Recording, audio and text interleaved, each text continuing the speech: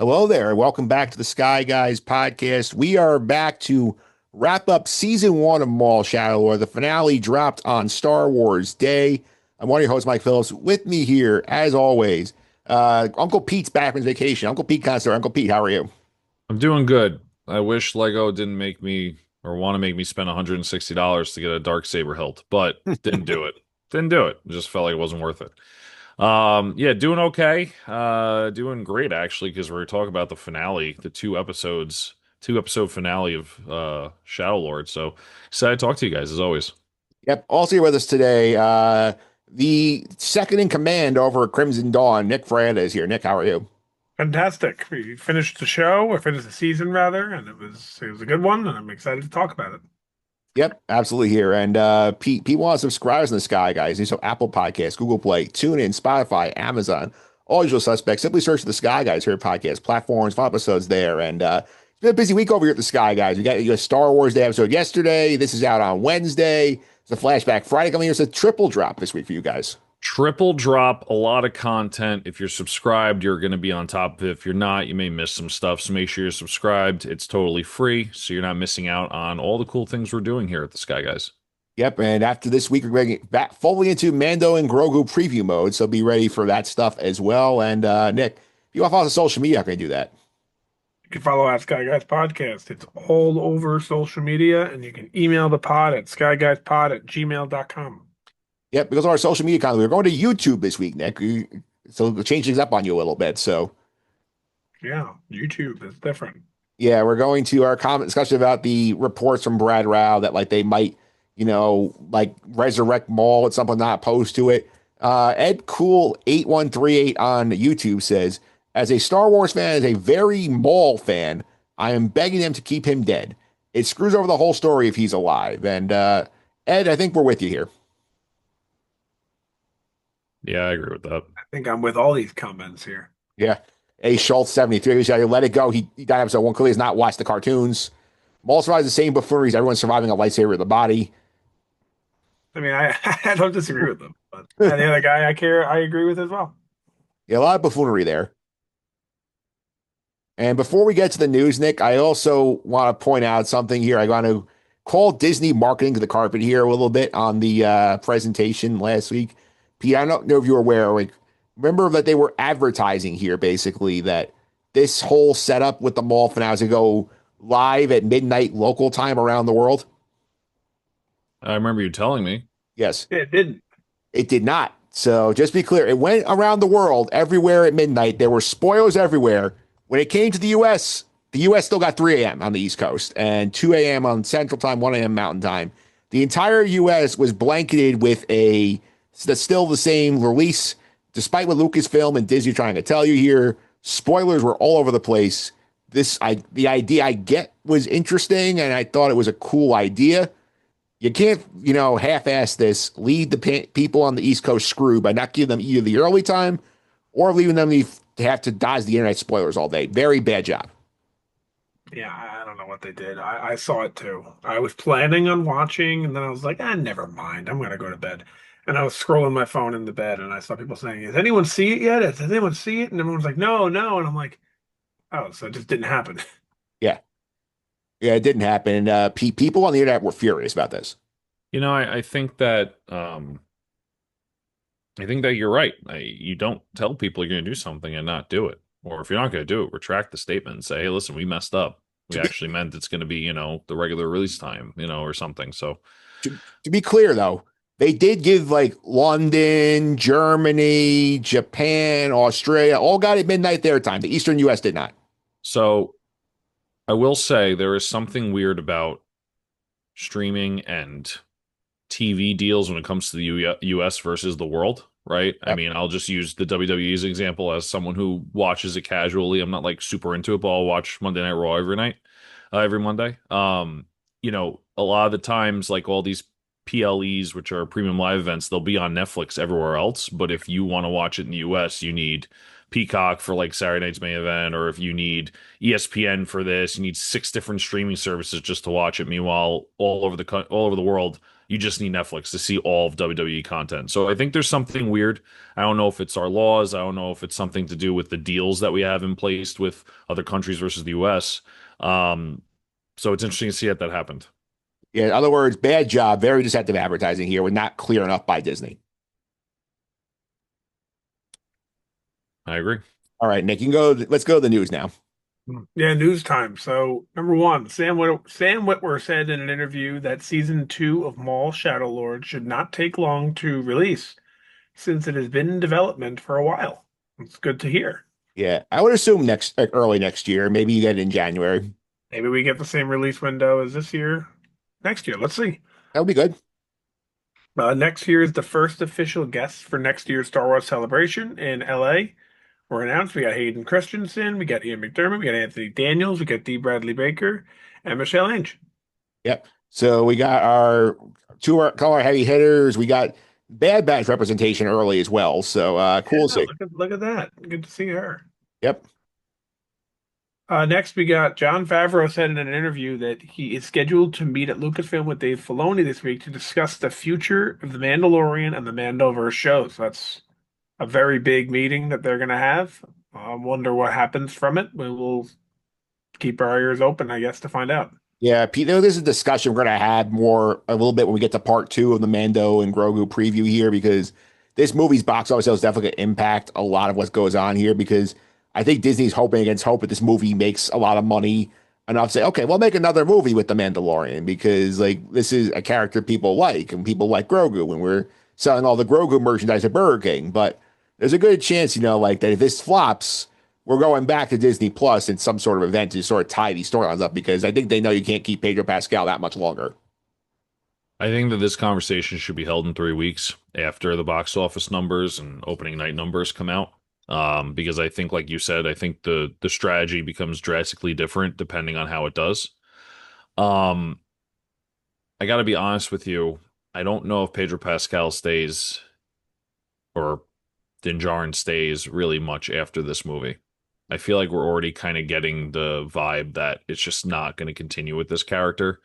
Because just it's boring. Like it's been boring. Season 3 to me was like a little bit boring. So I just feel like if this movie doesn't do extremely well, they're going to have to pivot and do something else. I don't think they're going to be able to continue this Mando Grogu team if it doesn't do well. Yeah, Nick, also interesting time too, because there are rumors flying on the internet that I think we're suspecting it's Ahsoka season 2 is the end of that show. So like as of right now, there's nothing on the calendar for this Mandoverse beyond Ahsoka 2. It's not. And at time of recording, it's May 5th. Time of release, I guess it's May 6th. We still got 2 weeks for the movie, but if you look at the ticket maps, we were actually looking at them prior to recording together. It's not very good. Not good. Not very good to say the least. But let's get into the last piece of news here, and that is that Hasbro is releasing a life-sized animatronic Grogu for $600 that can react to touch, movement, and sound through its built-in sensors. Yeah, I want to find a visual of this thing, because I know Pete flagged this for us, and good catch, Pete, on this, because the fact that this got made is utterly hilarious, because I do think like it's very, feels like if you made this thing in 2022, it would have made so much money. Who asked for this though? Yeah. Like, was there like a big like I don't know what the term is. I'm gonna say marketing, but it's probably wrong. Like market research to be like, yeah, we could sell $600 animatronics. People want this in their homes. I understand the droids are doing well from like Disney and stuff like that, but like, who the hell is buying this? Yeah, I'm putting on the YouTube version, Sky Guys podcast on YouTube here. This is to me like the collectors really want this, but like I can't see. This is not like, like the parent who has the kid who likes the show is going to spend $600 on this thing. This is the problem. I feel like even Lego's doing this. They are marketing toward the collector and not the regular consumer. Kids are not going to be asking, or kids are going to be asking for the Grogu doll, and then the parents are going to read $600 and they're going to tell their kids to take a walk. I mean, I'm sorry. This is definitely, like you said, Mike, a collector's item. This is not like, I understand Hasbro makes collector's items, but this is just ridiculous. It's Yeah, what is the number here? What, $600? What is your number? No, Like, what is how your much? number? Like 600 is too much, or what would you spend on this? This should probably be at most 150. Look, I'm not naive to how Yeah. technology is, and if you have a lot of stuff in it, maybe 200, 250. But even at 250, what the hell do you need it for? Yeah, but like I think you can also like cut the bells and whistles down a little bit and knock the price down to like a point where like, maybe you even think about it if you're a collector. But like this is to me, this is like Lego Death Star UCS collect pricing here with this thing. Whereas like $300, $400 too overpriced. Yeah, I mean, the Yeah, collector's well, items are that's overpriced what to they begin with. chose. What are you gonna do? It was just such a missed opportunity though. I mean, like this should be like I don't know like if our audience remembers the Tickle Me Elmo days. Like that should be something like where like the kids elect this like, oh, like I want this for Christmas. And it was like at 99.99. I will say, Tickle Me Elmo was considered very expensive when it came out. Yeah. It was a different time. But again, $600 for a doll that moves and reacts is, I think, to me, just a bit outrageous. But again, I may be tone deaf to what things go for price wise these days. I don't know. Yeah. And in 1996, the Tickle Me Elmo retail price was 28.99. Oh, so that's fair. I don't think that was too crazy out of the price range. Everyone had one, right? Like if it was too crazy out of the price range, I feel like no one would buy it. It was like everybody had it, but like it was also the same time like nobody could find it because it was out flying off the shelf so fast. Right. Yeah. Right. All right. Because it Is was that, attainable. yep. This is something that's going to be like in stock all the time. Maybe at launch they'll make, like Lego does the fake scarcity where they're like, "Oh, we sold out." Meanwhile, they only made like 100 units. Yeah. So you have the ultimate collectors like buying it automatically and then boom, it's out of stock. But like this thing will be in stock within the same month and no one's going to touch it and they're going to take it out of stock within the next two after that. Like it makes no sense. I think a more like prominent example now would say like the Switch 2 launch because like everybody was like raving about like the Right. Switch 2 and I feel like it was sold out for like a month and then you could find it pretty easily. Whereas like 2 weeks. 2 weeks, whereas like a 2 weeks. PS5, it took you like a year and a half to find it on a shelf. That was also COVID. I think there was a It little was it bit was there, COVID and but I hear microchips, you. but same Yeah, thing. I Same hear deal. you. So safe to say this will not be the prize for the movie draft. No, Correct. no. All right, maybe we'll, The movie draft is ridiculous too, but if you want to stick with it, it's ridiculous. If you ask me. yeah. Well, I mean, we did it 2 years ago. We should have did the movie draft next week, but that's just me. Well, we were trying to guess ahead, make sure we didn't get spoiled on casting. So, all right, and that's it for the news here? Yes. All right, so let's get to our finale here. Chapter 9 and Chapter 10 of Maul Shadow Lord. Chapter 9, as told, like as we learned from the original list here, Strange Allies. Chapter 10 was titled which withheld even on the Disney Plus screen until you turn the episode on. The Dark Lord, very obvious here. Vader shows up and has his showdown with Maul. So, Pete, what's your take on these two episodes that end season 1? I think they were good. I think it sets up season 2 very well. And I don't think anything was wasted. I think we had a lot of action. I think a lot of storytelling as well. Overall, strong episodes from a strong show. I don't think we can say, and we'll talk about this more in a different episode when we do our season review, but I don't think you could say that this season was boring by any means or dragging by any means, and I think this closed it out very nicely. Yeah, Nick, I'll also say here, we did the death draft last week of Max Roberts, like was filling in for Pete while Pete was away. Like, we drastically undersold the death draft. Like, I can't remember a show where like more, like at least a Star Wars show where more named characters die in the finale than this show had. Yeah. No, you know what show was like that? No, not the show. Sorry. It was the game.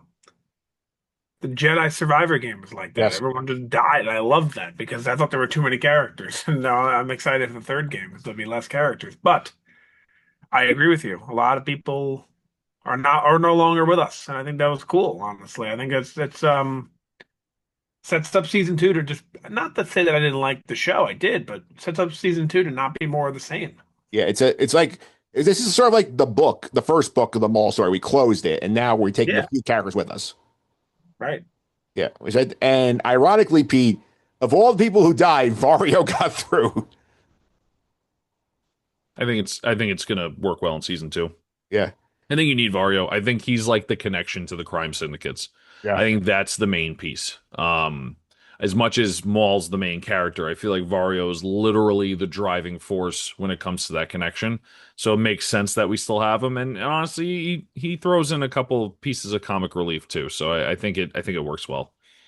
It does work well. Let's get to these episodes here. It was very much, again, Nick, I think we learned that this is the right model for this show because 9 and 10 again flowed together pretty well. And I think if you were watching week to week and you saw the episode 9 and Vader's there, like you'd be very mad if you had to wait a week to see what happened. Yes, 100%. They've done a good job. They clearly made the release schedule before they made the episodes, I think. Yeah.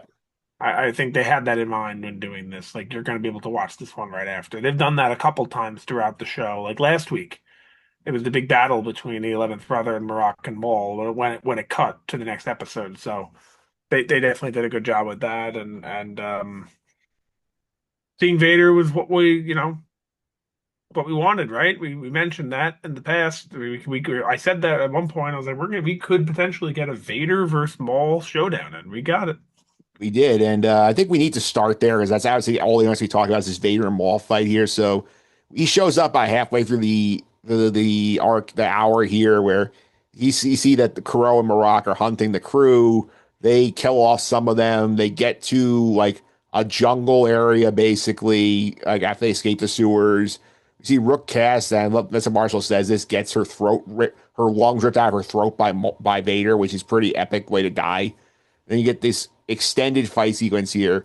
No dialogue from Vader, which I think was a conscious choice to make us more terrified of him, and maybe some AI issues with James Earl Jones passing away. I wanted to go down that road again, but very fun to see Vader at the peak of his powers, just toying with this group. Like he's fighting half the battle one-handed.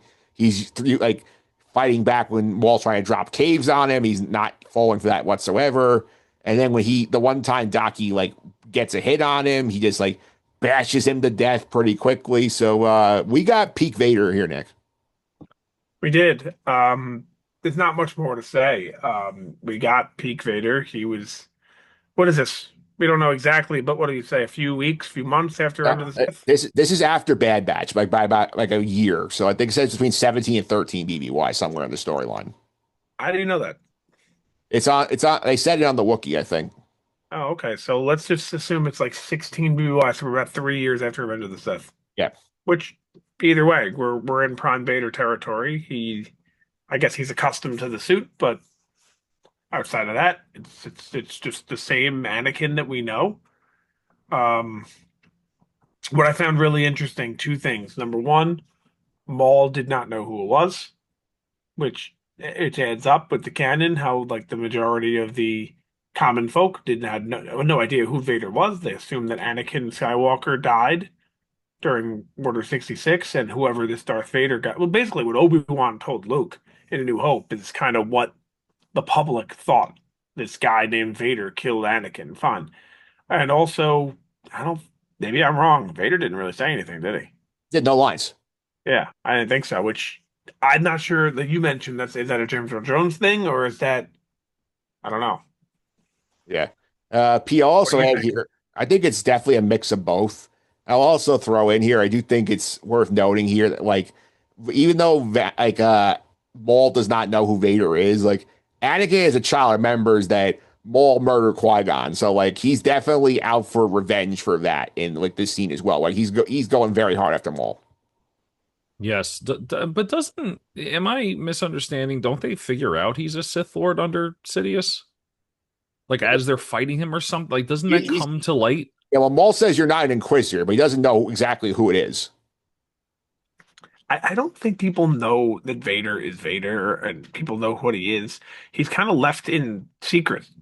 People don't know who it is, or else it would look bad on the Empire. Like, who is this Sith? You know what I mean? He's like, no one knows who he is, and no one knows that he even exists. I guess that's what I'm trying to say. Yeah.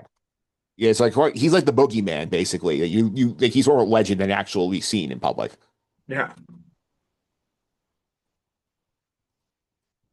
But I do think like it's like you can tell the way he interacts with Maul and like how quick he is to go after Maul. This is not like I'm doing Palpatine's bidding. It's like you wronged me as a child. I'm going after you for it.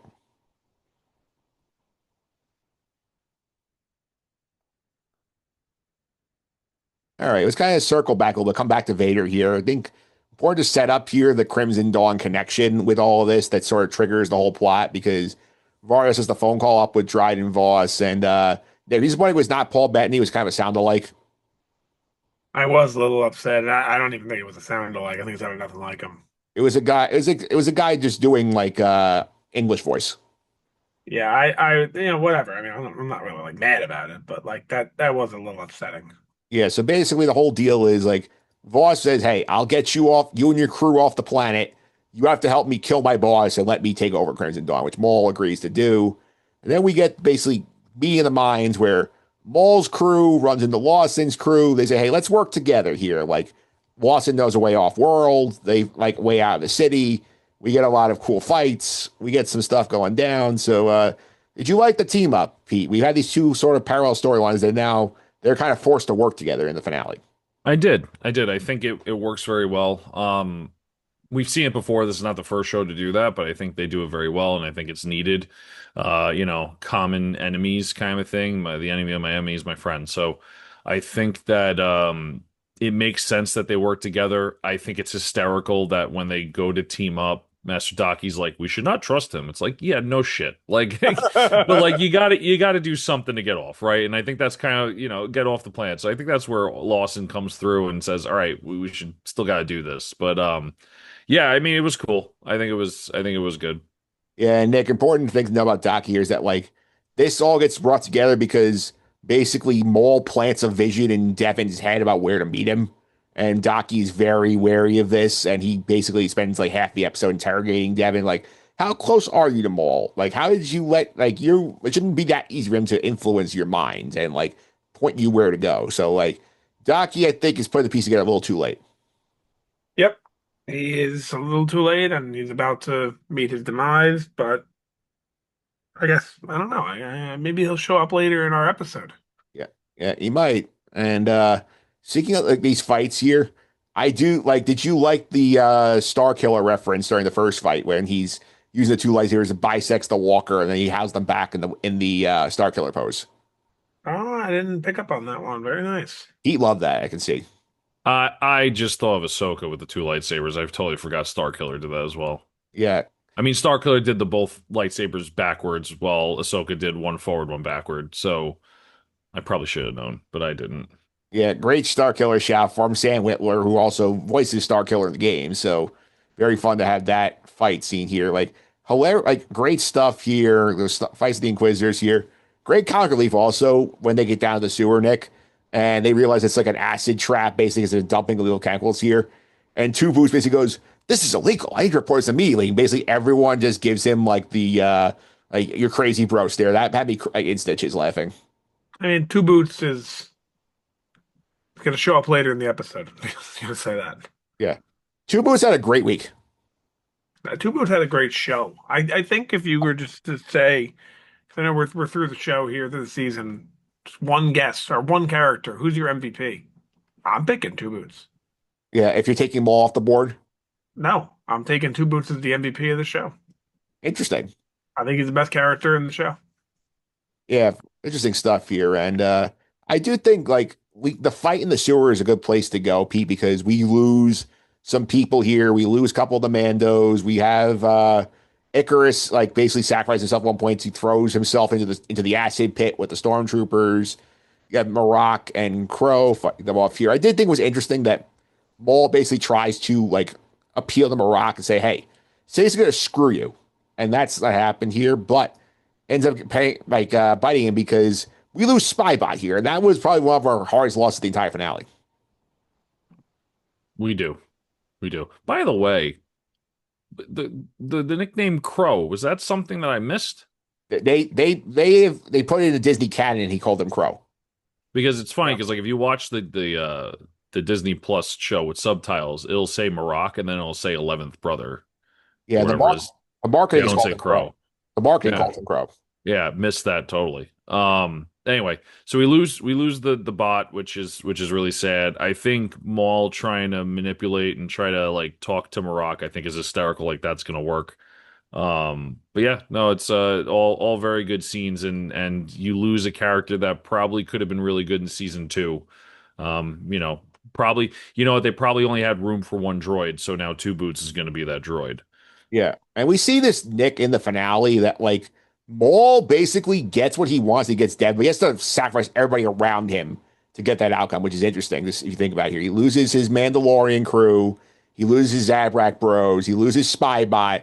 He's stuck with Vario, he can't stand, and he inherits Two Boots and Riley. So, he does get Devin. He gets Devin, you're right. And that's a good point that he loses a lot. He loses even more before that, too. I mean, he loses Savage before that as well.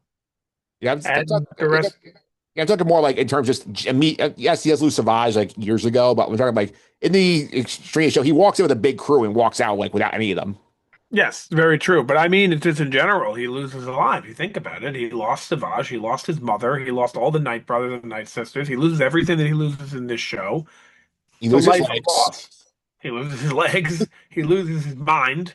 Yeah, He loses a lot. And but you are right. In this show specifically, it's more apparent, and he's losing a lot. I mean, for that reason, you could say that the season was a failure for Maul based on where he started versus where he finished. But I think things are going to turn the corner for him very quickly. he's like he got a trade basically. Like he turns his entire crew in for a Sith apprentice. Yep, that's correct. Yeah, and were you sad to see Spybot go? Very. Skybot was maybe the best, a top. I mean, he barely was in the show, but he one of the best characters, I think. He's a scene stealer. Yeah, he really was. I'm gonna miss him. Yeah, I'm gonna listen to it here. And I mean, you kind of figured Vader was coming based on like the creepy tones here, and they do get kind of give you that duel of fates music and to start chapter 10, which is fun. I did like announcing his presence the way he kills Rook was great. Like that was very fun to watch. Yep, yep. It's sad to see her go. That also ends the Rook is the armorer theory. Also, Yeah. Who in the world is the armorer, huh? well, someone we haven't met yet. Clearly, Do you think yes or no? No time to think about it. Will we ever find out? no. Damn. I think that's a show. That's if the show continues. We might have gotten that answer. I don't think we're getting it in the movie version versus whatever this Mandoverse ends as. What if it is Mother Talza? Yeah, that would be quite the pull. Yeah, What if and it's the sister from Mortis? mm, The daughter? I don't know. I mean, they made it clear she's a Mandalorian, so What if it's Bo-Katan? well, we've seen Bo-Katan and the Armorer scene together, so What if it's Sasha Banks? we've also seen them in a scene together. It's somebody you have to like look in random backgrounds of Clone Wars and Rebels, maybe try and find who this person is. What if it's John Favreau's guy that he voiced in the Clone Wars and he actually survived? Yeah, so it's a secret twin. Yeah, Yeah, it could be. Yeah. thing stuff. Yeah, I think that's good. So I do think in terms of the Vader fight though, Pete, like anything like the choreography was awesome here. Like what'd you take away from like the Vader Inquisitors versus the lightsaber Jedi Maul contingent? That was I think probably one of the highlights of the show. Yeah, I think I knew Darth Vader's going to be there once the Inquisitors pretty much were like they're going right toward him, and I was like, okay, who else would it be? And I think they did the right thing by not giving many lines like we talked about earlier, and I think we see peak Vader, which is something we didn't see much of because of just timelines and original trilogies not having the same kind of effects and all that kind of stuff. So I think this is cool to see. I want more peak Vader. We got a glimpse of it in the Obi-Wan show. We're getting more of it here. And like you said, like no lines just makes him look more sinister, and it's like everyone's like, well, "Who the hell is this guy? Like, what the hell is this? We thought the Inquisitors are bad. This is not Inquisitor. Like, this is crazy."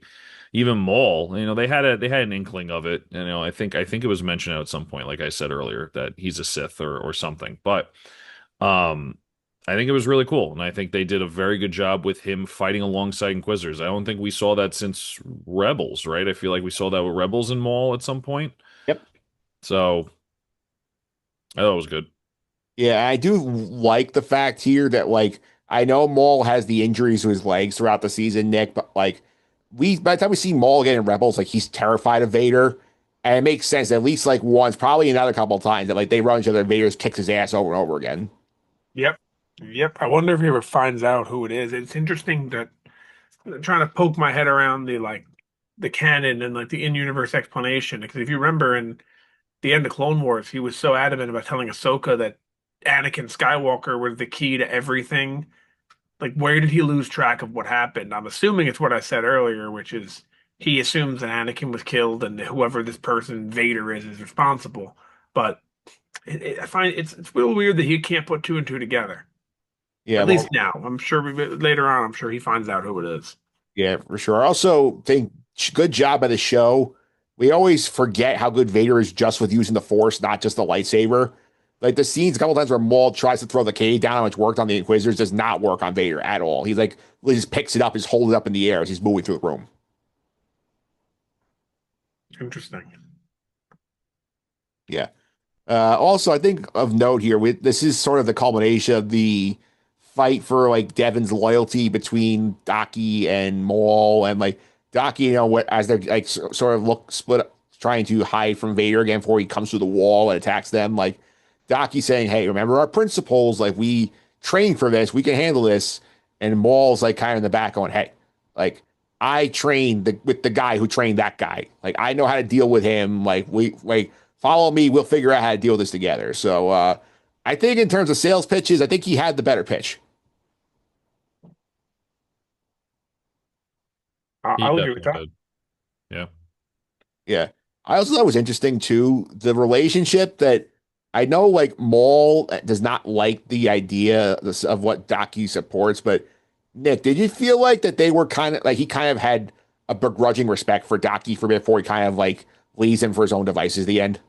Kind of, yeah. I mean, we said it that the common enemy creates, a friendship or at least a partnership, and they really drive that home in this show. It's almost too much to a point where how much do you even believe Devin's turned to the dark rather than her teaming up with the common enemy? But I understand she has officially turned, but like you said earlier, um, it's as simple as that. They're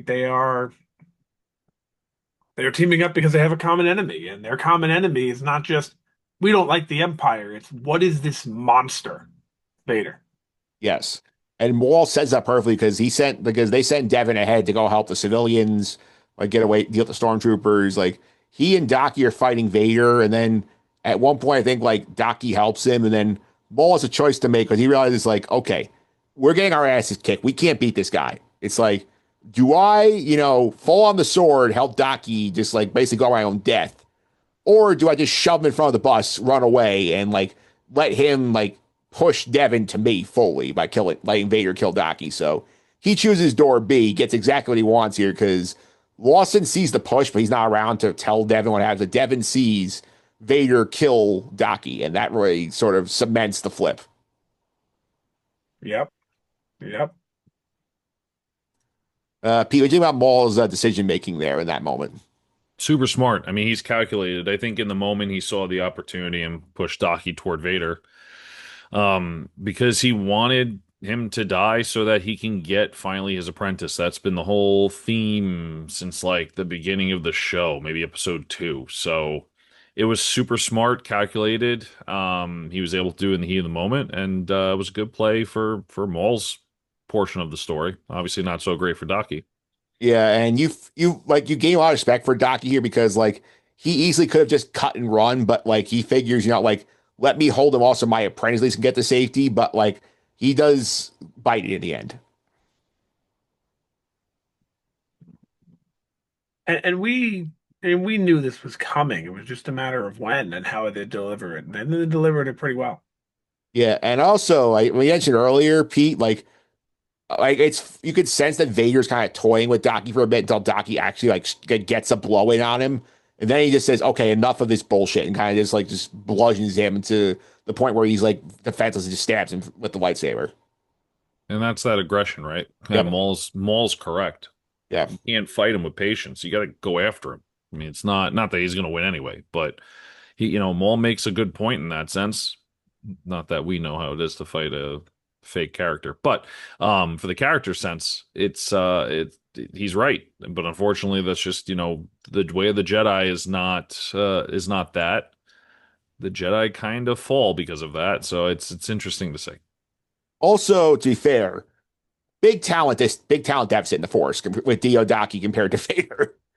I think there's always an imbalance of the Force when it comes to the dark side versus light side. The aggression just makes you stronger. It's what we've learned in lore and canon for however many years Star Wars has been out. So I think I think there's a life lesson to be learned in that, in sense, like, the dark side or being aggressive may give you the short-term results, not the long-term, but as we saw with the Jedi, the short-term results were pretty much all the Jedi are gone, except for a select few. And also, Diodaki seems much older than Vader, and he's not half machine like Vader. So I think, Vader just has that power automatically over him. Yeah, this is like 25-year-old Darth Vader with the suit facing like probably hundreds years old Diodaki. He's probably around in High Republic times. Not even just a suit. He has mechanical arms and legs. Yep. Like, the only thing that's him still is his head and his torso. Yep. And his ability to use the Force. That's true. I didn't realize when you put it that way. Doesn't seem like it, but yeah, he's 25 Yeah. at this moment. There's around there at least, and that's scary to think. He's probably very dominant. Yeah. And you look at it basically like who ends up ever beating Vader in a fight when he's like on his own? It's like Obi-Wan, who is considered one of the greatest Jedi ever, like twice.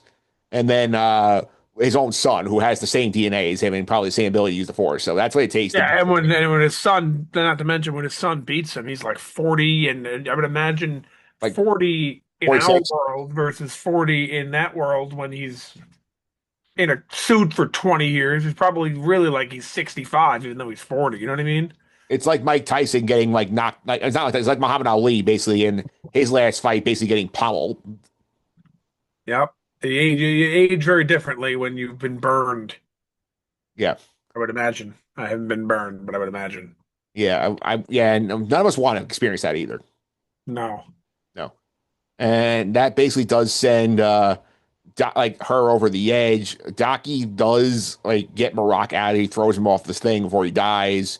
We do see that Maul finds Devin again, gives her half his lightsaber, which Nick, I don't know if you caught the canonically does explain why Maul only has one half his lightsaber when we see him in Rebels. Oh. Didn't pick that You're up. good. You're good. Yeah, that was a Twitter thing people caused that because he only has like one half that dual lightsaber. Devin has the other half. That is a very good um catch there. And they make a point at the end of the episode that he wants to get it back. Get it back. She kind of is like, no, mine. He's like, okay. That's a fantastic catch you got there. Yeah. And we see they fight Crow. Like Devin basically goes nuts and like basically goes like primal on Crow and basically scares him away. And then she wants to go after Vader. And Maul says, no, we are not strong enough yet to take Vader down, but I will teach you and we will figure out together how to beat this guy. So this is what gets her fully on his side. And I do love the voice acting is like Gideon Azala, I think her name is. Like the modulation she does with her voice, like when she's gone dark side mode, is pretty cool. No, I agree. What did you just say? It's something that I wanted to respond to.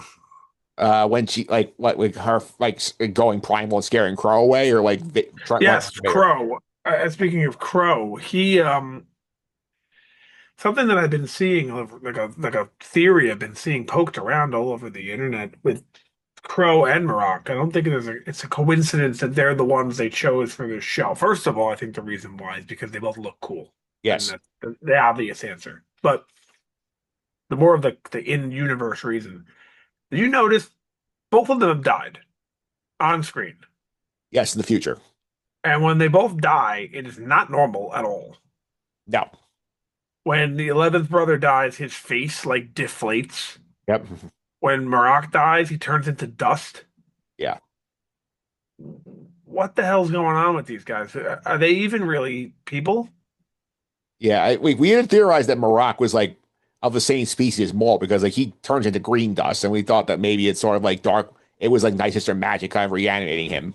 Yeah.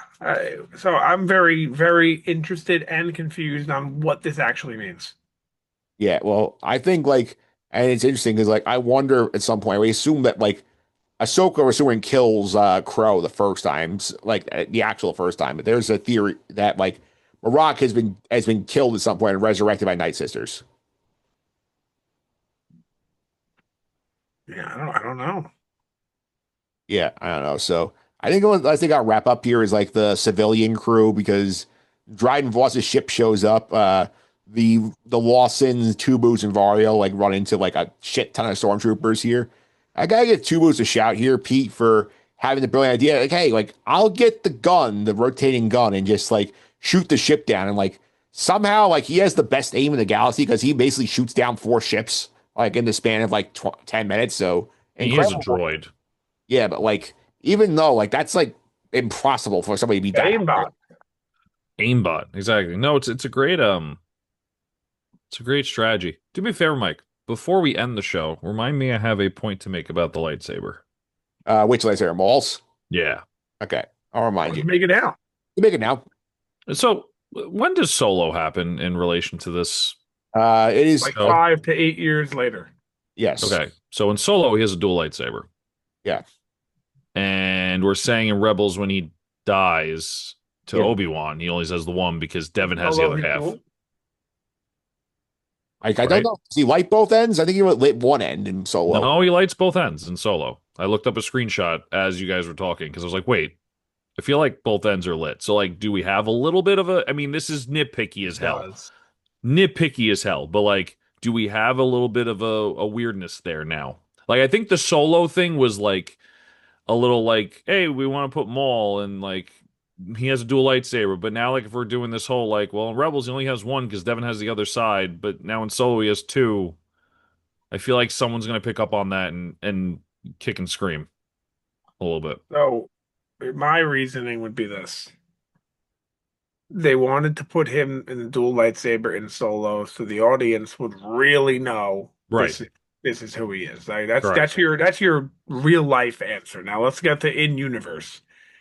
Your in universe answer, they're just gonna make something up, Fair. right? I'm just curious to see if there's any sort of like if we put this out as a clip or something. If someone comes back and says, "Well, oh, Solo, he has a dual lightsaber." Like I'm trying to get ahead of it. Yeah. Yeah, because this is like it looks like the lightsaber with this one is I'm trying to look at the Wookiee right now because it's a little confusing with this. So I know Sam It almost looks like an Inquisitor's lightsaber. yeah, with because it the says like hilt. because it says he salvaged piece of the Inquisitor's lightsaber to make this one. So maybe. So maybe, Anyway, it it might was just be- something, some food for thought. yeah, because like so I think like maybe Devin has half of his original lightsaber, and now like the one you see in Solo is the Inquisitor hilt one with the double blade. And by that, at some point in Rebels, he's lost half of that.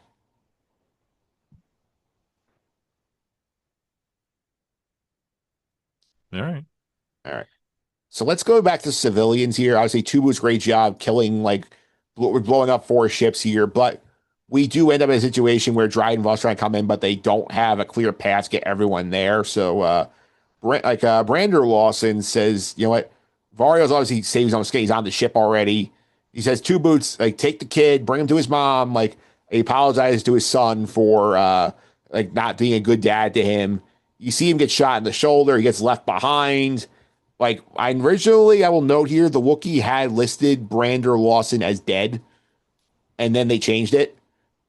I do think there is a good chance that he is not on the show all the time, but he is still alive in some sense. Are you on the same read that Lawson sacrificed himself, but he's not dead? Maybe got captured by the Empire. I think he's probably dead, but like I wouldn't say he's dead. Like I wouldn't classify him as dead. Like they didn't show anything. If I had to take a guess, I would guess that he's dead. But again, that's just a guess. Yeah, There's nothing in there that says he's definitely dead. I saw Pete and there was shaking his head no. Yeah, I mean, common sense says he's dead, but this is Star Wars, and common sense gets thrown out the window. Obviously, I think he's very much alive. Very much so. Stranger Things esque with Harper. So I don't know. I Yeah. think I think story wise, it'll be interesting to leave him alive because yeah. remember, I think he's he's still. coming back for season 2. I think he'll show up at season 2 at some point because it gives Two Boots and Riley something to do apart from delivering to his mom. Maybe like Riley is trying to search for his dad. And also, we mentioned this earlier. Loss is the one who sees that Maul basically shoves Docky to his death. So, interesting story. I see if he gives Devin this information at some point. I I think agree. he's in season 2, and I think he does exactly what you just said. I think that's the reason because like I noticed that Wookiee P very quick changed Lawson from dying on Janix to being unknown fate, whereas the other characters in that died in this episodes were left dead. Hmm. So you wonder if maybe somebody from Lucasfilm got on there and kind of stealthily edited it. You think they care? I think they do care. I don't know, but regardless, I think he's dead, but we'll have to find out.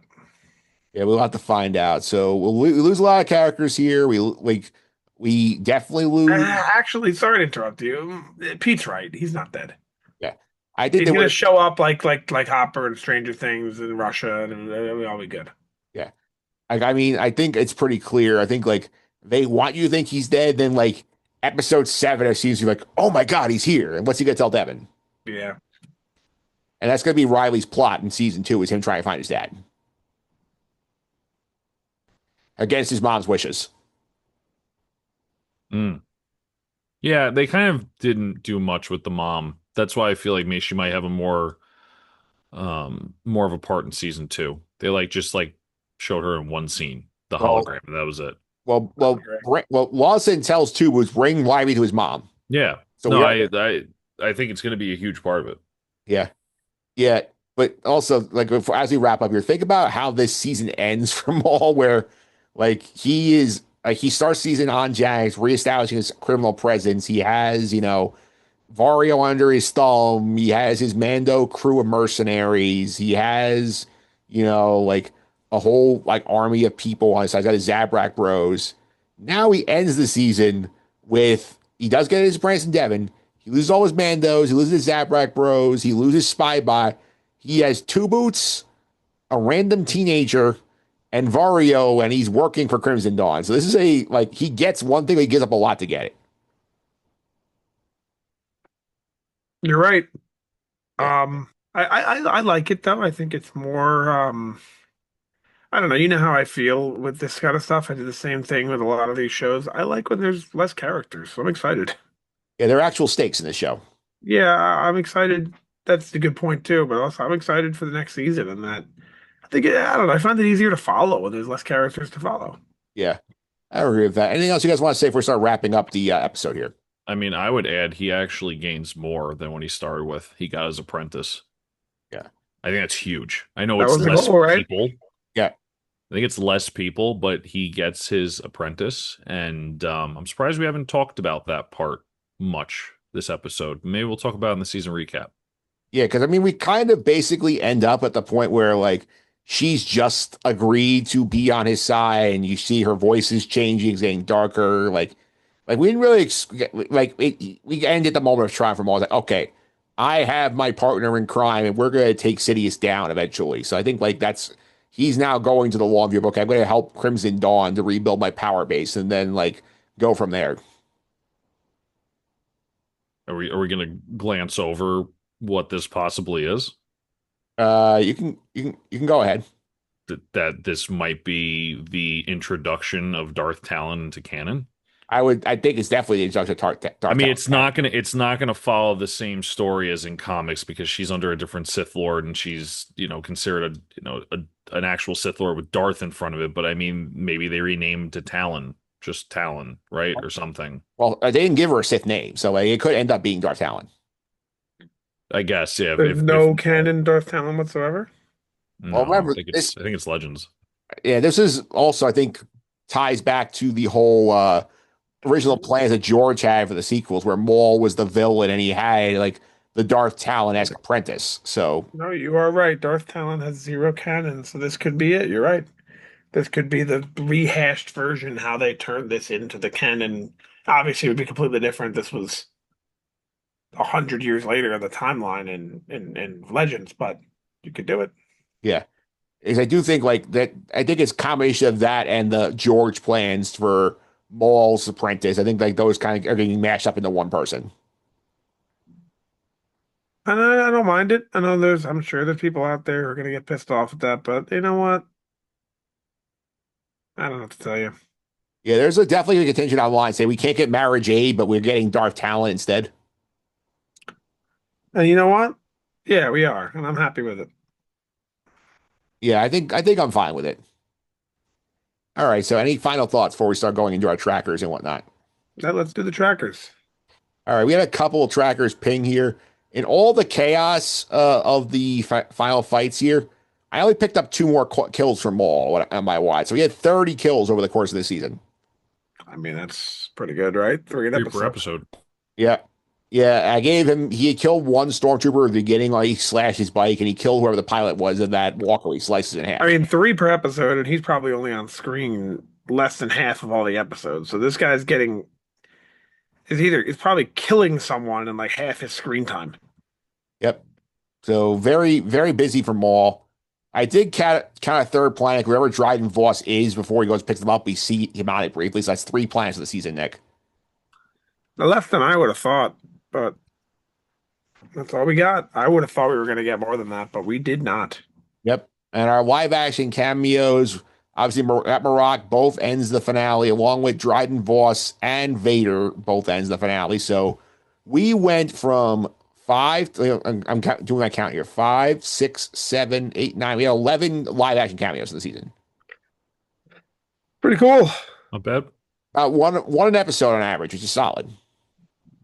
Yeah.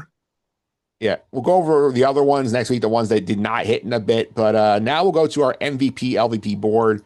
These are the best and worst characters of Maul Shadow Lord as rated by us through 8 episodes of the show. Here's where we stand.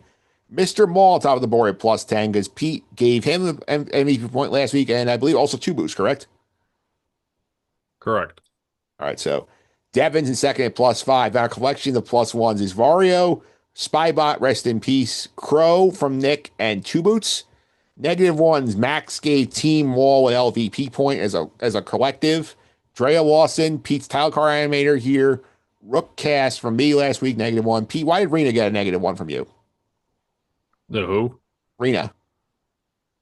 Because she betrayed him, no? She got like cons by the Empire, basically. Yeah, but still. Yeah. Okay. I was just asking you to explain.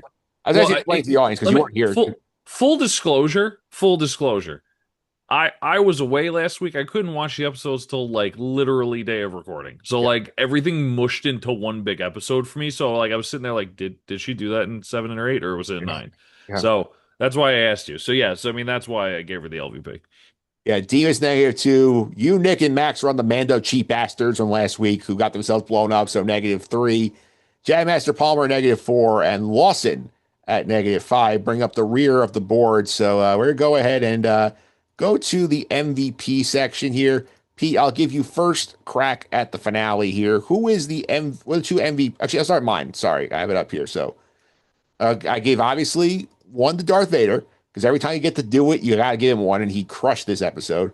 I gave one to 2 boots. He had a great finale. He blew up 5 ships and got Riley away. So, and he's one of the few who survived. So give 2 boots the points here, Pete. I'll give it to Vader because I'm not original. Vader's awesome. And I'll give it to Maul. I think Maul holds his own. I think he still gets everything he wanted. He actually wanted. I think the main thing he wanted was an apprentice, and he gets that finally at the end of the episode. So I think he's the big winner here. So I'll give it to Maul. Nick. I was a little confused. I was like, why is he only saying one? Because I didn't realize Vader. So yeah, I'm gonna do Vader as well. You know what?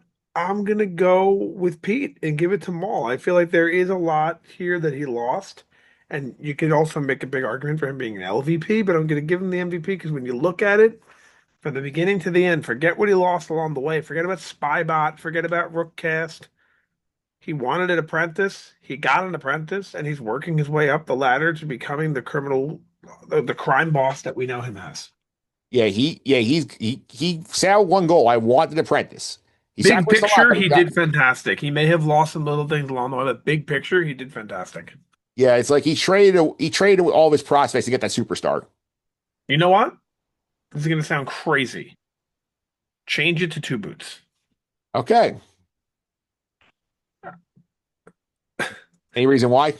I'll explain in about 90 seconds. All right, so we'll go to the LVP side here. Pete. Hmm. I'm gonna say Lawson because he abandons his kid again. Okay. No, I'm kidding. That's a total joke. Yeah, I'm gonna say so. LVPs.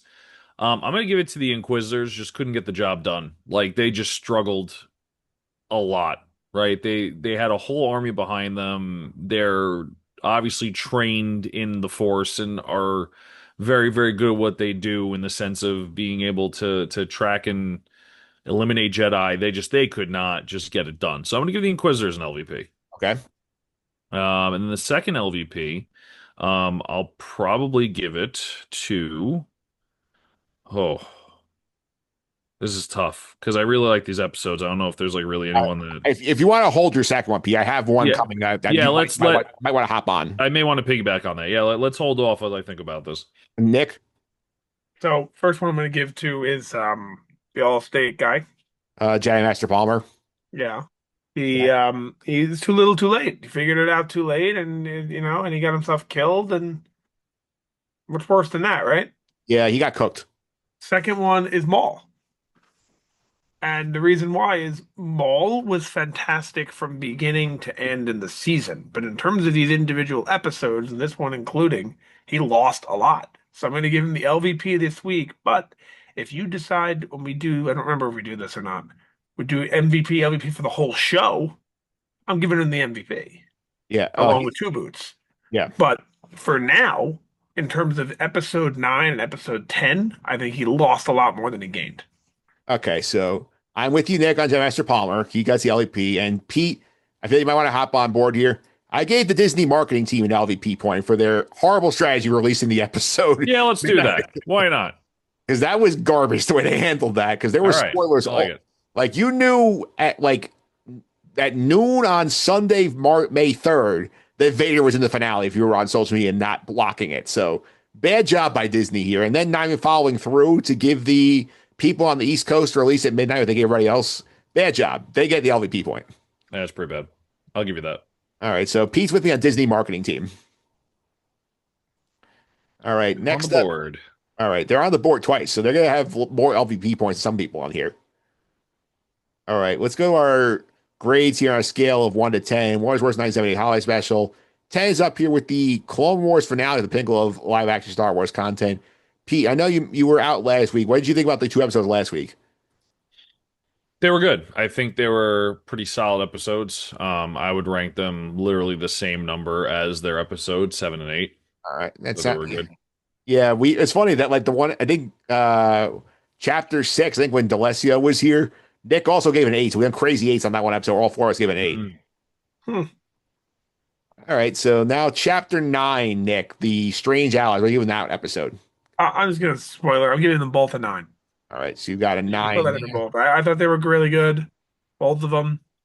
If the stakes were a little higher, I probably would have gave them higher ratings. But I thought they were both great.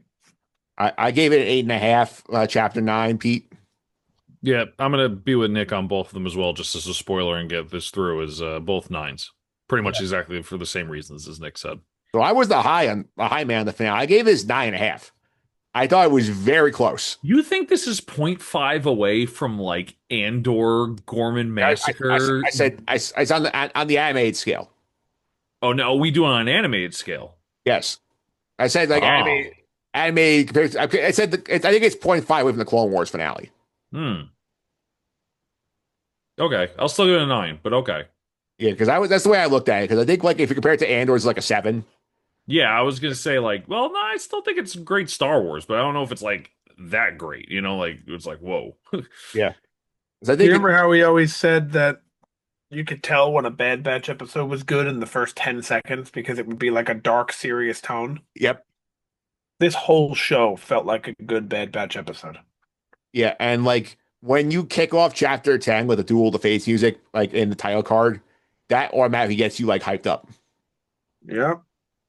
All right, so that's it for our Maul Shadow Lord episode by episode coverage here. So let the audience know we are going to do a season one review at some point in June. We're having on the calendar to do that at some point, but we are getting ready now, Nick, for the movie. We're going to do the Mandalorian Grogu preview content here for a couple of weeks here. Next week, we are going back. Very exciting. We're giving the audience the full character draft. We recorded that in January 24 and the movie was announced. So you're going to have that ahead of time for you guys to reflect on. Don't remind Yeah, Nick. dude. He's I very don't even upset. know I don't even know who we have. Don't tell me until the movie. Don't tell me until like right before the movie, so I can just be like, oh, I lost. Yeah, you don't want to know going into the into actual part two. Next week, don't tell me before next week. That's what I'm saying. I will not tell you. You will see on the screen when we record part two. Yeah, that's fine. Yeah, that's fine. And I gotta say, I'm getting into the hype season with the trailers and all that, and I actually saw today. I forgot it was posted. It was just like a random page on social media, and it was like, remember how hyped this was? And it was the Force Awakens trailer. And I Yeah. was like, wow. I remember I used to watch that. I watched that like daily leading up to the movie for like 2 weeks. And maybe I'll get the same hype for this Mando movie. Maybe not quite, but still very excited to see it.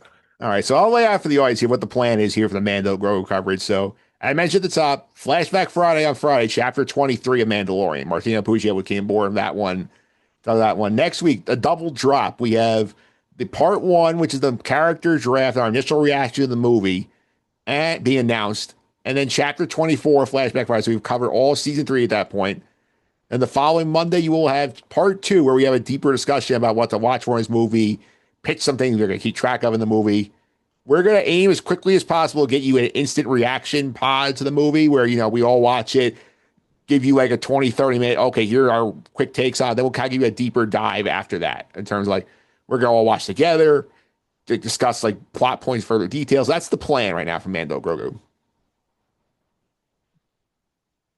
Get hyped. Yeah. Make sure you're subscribed. Yeah, make sure you subscribe. There's a lot coming down the pipeline. Thank you guys for coming on. As always, Pete, if you want to follow you on social media, how can I do that? At Consy29 on Twitter, CONSY29, AP Tyler 308 posted this background on Reddit. Make sure you check him out. Nick, once again, thank you for stopping by, and I'll make sure let the audience know here. I know both you guys are in the process of moving, so like this might be a little helter skelter. Some of the Mando Grogu records. We'll get them out to you as fast as we can. Yep. Let's hope for a successful move for myself and for Pete. Yep. You can also follow me on social media at mphillips331. It's MPHILIPS 331. This is over on the Justice and the Suffering podcast.